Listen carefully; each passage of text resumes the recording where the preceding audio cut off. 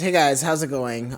So I came across a very lucky experience where I was able to have both the Legion 7 and the Razer Blade 17 in-house at the same time. It was for one night before I had to ship it back out. So I rushed to record some footage. I used the keyboard, the trackpad.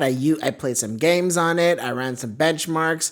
As you can see from some of the footage, I didn't even get a chance to wipe it off. It was like a one night thing, so I packed as much as I possibly can into having both of these laptops side by side. And I do have some opinions on it. So one reason why I was particularly excited about getting both of these laptops in was I haven't seen too many videos on both the Razer Blade 17 and the Legion 7 at the same time. I've seen a few Razer Blade 15s versus Legion 7s, but I particularly don't think that's a fair comparison. I would say the Razer Blade 15 should be compared against maybe the Legion Slim 7. Let me know what you think in the comments. But regardless, I can imagine there's people out there who's probably looking to make a decision between the Legion and the Razer Blade 17. All right, so let's just get right into it. So let's start with comparing the build and the design. To my surprise, the Legion does hold up pretty well. You're getting a solid aluminum frame throughout. It doesn't seem like it's made from one single block the way the Razer is, so it just looks a lot more uniform. And the quality of the aluminum does seem a little bit better on the Blade 17. I don't know if it's the anodization process or if the type of aluminum is a little bit thicker or it's a higher grade. I'm not able to tell, but that's not to say that the Legion is poorly made. I mean, compared to a lot of other laptops, you're still getting, for the most part, a metal build, and it does feel solid, and it's still kind of held its own when just from a touch and feel perspective from the Razer Blade 17 and the Legion 7. So obviously it's a win for the Blade. The Blade is a design-focused laptop in the way like a Dell XPS is or a MacBook. And again, like the Razer just looks like a sleeker device. I think the Legion looks cool. Well, actually, to be honest, the Legion kind of looks like a plain laptop. What really kind of gives the Legion some personality is the RGB. And having the RGB spew out through the Legion logo at the back and through the keyboard lighting and through the lighting panel that's at the bottom and runs through the vents. It does give it some personality, but if you disable all the keyboard lighting, this just looks like a plain business-focused laptop. I mean, and that is what Lenovo is at the end of the day. And also, to my surprise, coming back to the build, and I guess this is some of the specs as well, the Legion isn't that much thicker than the Blade 17, at least when they're closed and they're on the table. I think the rubber feet on the Blade 17 really add some dimension to the overall package. So, to my surprise, at the end of the day, when you have them side by side, Legion 7 isn't that much thicker compared to the Blade 17. And one aspect of the build, and I guess the specs as well too, where the Legion takes another win, and this is actually a fairly important win for me, is the weight. The Legion 7 comes in at under 5.6 pounds, while the Razer Blade 17 comes in at just a little bit over 6 pounds. And yes, you notice a difference when it's in your hands and when you're carrying it around and when it's in a backpack. So that is actually a fairly big win for the Legion. And another thing to note about the specs too is if you do get the 3080 Ti version, you are getting 175 watts TGP on both of them. But you will get a bit more performance out of the Legion. If we're going to talk about pricing, at least here in the United States, the Razer Blade 17, actually the Razer Blade series, actually all Razer products have a price premium attached to it. Once you get that green logo, you're paying extra. It's just the way it is. It's similar to an Apple tax, but people are buying their products and they rarely have sales on their items. Your best bet is to get something open box. But regardless, so this particular Legion has a 3080 Ti, 32 gigabytes of RAM, and a 1 terabyte SSD. This identical spec laptop from Razer costs $4,000. This I got for like around $3,000 on bnh.com. I'll leave a link below. And what are you getting for that extra almost $1,000? It's a toss-up in some areas between the two of them, but overall, there's no way I'm seeing it. So just based off of value, right away, obviously the Legion is a better choice. Oh, and on top of that, this actually has a 12900HX, which is the newest Intel CPU that's out there, while the Razer Blade 17 only has a 12800H processor. Alright, let's talk ports.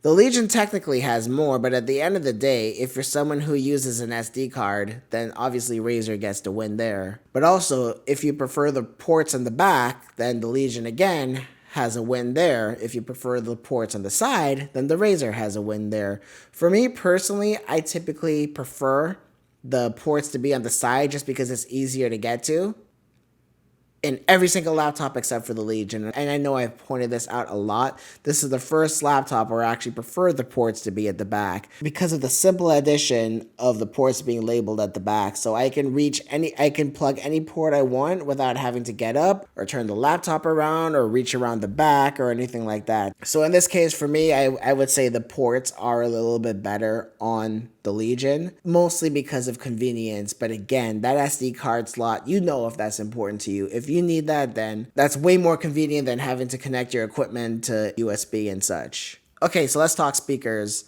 I was able to record both of them.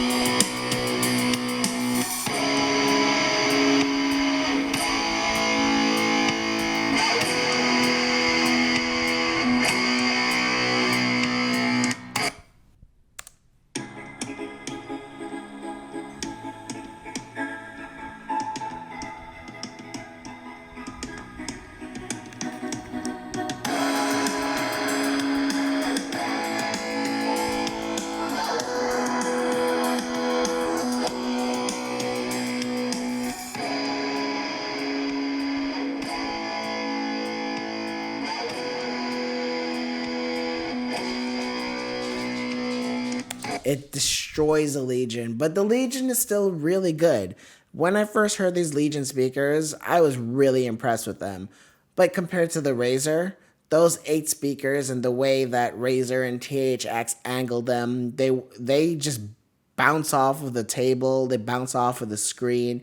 You're getting like a full surround sound effect. It just when you play any piece of music or when you game on the Razer speakers, it really does feel like the sounds are coming from all different directions and not just from 8 speakers in a laptop. They've done an excellent job with that, and the bass is good and present. The mid sound good enough, the high sound good enough to the point where if I'm going traveling and in a hotel, like I used to like bring in like some very small Bluetooth speakers. With this Blade 17, I don't think I need them anymore. All right, so let's talk keyboard. They're both really good. It took me a while to get used to Razer's keyboard because of the shorter travel, but I did, and I found it to be an excellent typing experience.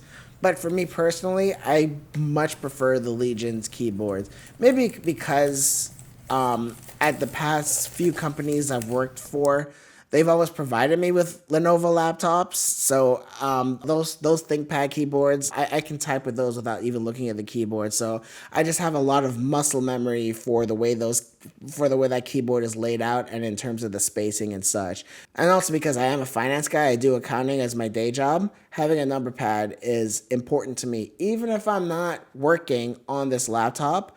Just filling out basic forms, putting in my zip code, putting in my phone number when I need to, or just any time when I need to type in numbers, I'm always going to use the numpad instead of the numbers at the top. All right, so let's talk display, and this one's going to be a little bit more difficult because they're such different displays. Well, at least, and with the Razer, you have a choice of 3 different types of displays. You have a 360 Hz 1080p panel, you have a QHD 240 Hz panel, and you have a 4K 144 hertz panel. And so I don't have experience with the 360 hertz panel. So my experience was with the 4K panel and the QHD 240 hertz panel, and obviously the 165 hertz panel with the Legion. I know there's supposed to be a 240 hertz panel with the Legion and even a mini LED panel, but I haven't seen those on the Legion 7. I guess just based off a choice, the Razer is better on that front. But I can imagine for a lot of people, they may prefer the 16 by 10 display. Let's just get some of the specs out of the way first. On the Legion and all of the Blade 17 laptops, you're getting full sRGB. I mean, that should be a standard in 2022 for a premium high-end laptop. On the Legion 7, you're only getting 75% of DCI-P3. I'm a bit disappointed that the Legion doesn't have a higher color gamut. That's something that I feel like they need to do next year. With the Razer Blade 17, with both the QHD and the 4K panels, you are getting 98 to 100% DCI-P3. So looking at them side by side, the Blade 17 did look more color rich and more vibrant and, in my opinion, more pleasing to watch. But if you have the Razer Blade 17's QHD panel, you do lose out on a little bit of brightness. I was only able to get 340 nits of brightness on the Blade 17 QHD's panel versus 582 nits on my Legion 7i, and it is bright. And in some ways, I do find that gives it a bit of an advantage. If I'm in a complete dark room, 582 nits is way too bright to use comfortably. I end up having to lower it down to like 75% while I can game comfortably on the Razer Blade 17 with 340 nits. And also what's probably even more important is the Legion has a much better contrast. I'm getting 1300 to 1 contrast ratio versus 900 to 1 contrast ratio on the Blade 17. What that essentially means is the darkest part of the screen versus the brightest part of the screen. The Razer Blade 17 is unable to display a black image. It always looks kind of gray. But at the end of the day, none of these are really mini LED levels like I saw on the Duo 16, and it's definitely not OLED level like the GE67, which I've still been using as my daily driver. At the end of the day, like if you're connecting this to a monitor a lot of times and you're only using the screen when you're out and about, or if you're traveling, none of these probably really matter that much to you. What might matter most is the performance.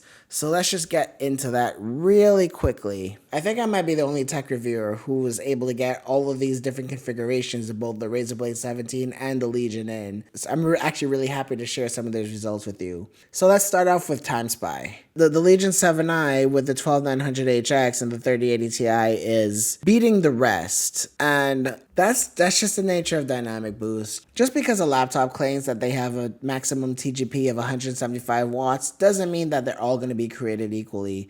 The Legion has a larger power brick, 300 watts versus 280, so it does have some extra power to play around with. On top of that, having it being a little bit thicker, Lenovo is probably able to push a little bit more power out of the 3080 Ti. But anyway, to sum up Time Spy, on the GPU side, you're not seeing much of a difference. These differences are marginal. You're not going to notice that in games. But obviously, you can see that the CPU is doing tremendously better. That's because you're pushing higher watts on the Legion 7 series versus the Blade series. The thinner package does start to show its limitations there. So I would say if you're primarily a competitive shooter, the Legion right away is going to be a better laptop for you. But in most single-player, graphically intensive games, you're not seeing too much of a difference. Let's just look at Horizon Zero Dawn. I'm going to start off with 1080p. The Legion is winning, and I think because Horizon Zero Dawn is a bit of an older game, that's particularly why I test it. At 1080p, you do tend to tax the CPU a little bit more than if you were playing at a higher resolution. So then when we go up to QHD, honestly the low is 97, the high is 102. That's really not much worth talking about, and this is across both the 3070 Ti and the 3080 Ti. When you start to see a bit of a difference is at 4K, and at this point you're taxing mostly just the GPU, so the CPU doesn't really have much of an effect. So that's another thing to point out. If you feel like you want to get the Legion for the 12900X versus the Razer Blade 17 for the 12800 or the 12900H, and you plan on playing mostly AAA games at a reasonably high resolution, don't bother. So here's my point right here. The Legion 7 3070 Ti is getting 55 FPS, while the Razer Blade 17 with the 3070 Ti is getting 56. That's a margin of error that could probably swing back and forth. The Razer Blade 17 with the 3080 Ti is getting 60 versus 62 on the Legion 7i. So let's go over to Shadow of the Tomb Raider, and this is a game I like testing because it does tax both the CPU and the GPU, at least at 1080p and even at 1440p. So let's just get right into that one. Okay, so at 1080p at Shadow of the Tomb Raider, the Blade 17 37 Ti is losing this race by 8 frames where compared to the Blade 17 with the 3080 Ti. But we start to get a really big boost with the Legion 7 series. So in this situation, the HX processor is making a difference, and this kind of simulates what I was saying when I was playing competitive shooters. I did notice an increase in frames. And Shadow of the Tomb Raider at 1080p, you are taxing the CPU and the GPU a lot. But at 1440p, the differences start to shrink. You're starting to tax the GPU a little bit more, and the Legion 7i is actually winning by 5 frames compared to the 3080 Ti Razer Blade 17. The Legion 7i is winning because it's able to push a little bit more power consistently to the 3080 Ti compared to the Razer Blade 17. Again, Shadow of the Tomb Raider is the type of game that really pushes the limits of the GPU and the CPU. Most games aren't like this though. Most games are more clear cut, like what we saw in Horizon Zero Dawn, at least in 1440p and 4K. So I think that's going to be enough games comparison right now. I think these three is enough for you to get a good idea of what to expect, whether you choose one of these over the other. So like in terms of heat, under load, these are both going to throttle any gaming laptop well, except for the Zephyrus Duo, and part of that's because they're using an AMD processor and the design of that. But at the end of the day, the Legion still performs better than the Duo, despite the thermals. But one thing about the Blade 17 is, in regular games, even in Shadow of the Tomb Raider, it was spiking up to 100 consistently, and then you'll see it throttled, then it'll go back down. I highlighted this in many of the other Razer Blade 17 videos I've done in the past, so if you want to go check those out. So I'm just going to mention that quickly. In terms of noise, the Legion 7 is noticeably quieter, so that's something to note. So overall, where does this leave us? Honestly, this is like the best thing about gaming laptops is there's so many choices, and you can spend hours, days, actually no, weeks trying to decide which laptop to get. But if I had to pick a winner, I would say the Legion is a better laptop overall. Not only does it perform better, it has better thermals, it's quieter under load, and it's like about $1,000 cheaper. To me, it has a better keyboard. The speakers, Razer gets a win, but this is still pretty good. I feel like the Legion does all the important stuff better. So overall, unless there was something that I mentioned with this Legion that's a deal breaker for you, I would say that it's overall a better machine. I mean, the Lenovo Legion 7 just checks all of the right boxes. It might not be the best in one specific thing, but it does everything incredibly well. I usually answer all my comments, so if I didn't touch on anything, just leave a comment and I'll usually answer you. And get subscribed, I got more content coming your way. So thanks a lot, guys. Have a good one. Bye.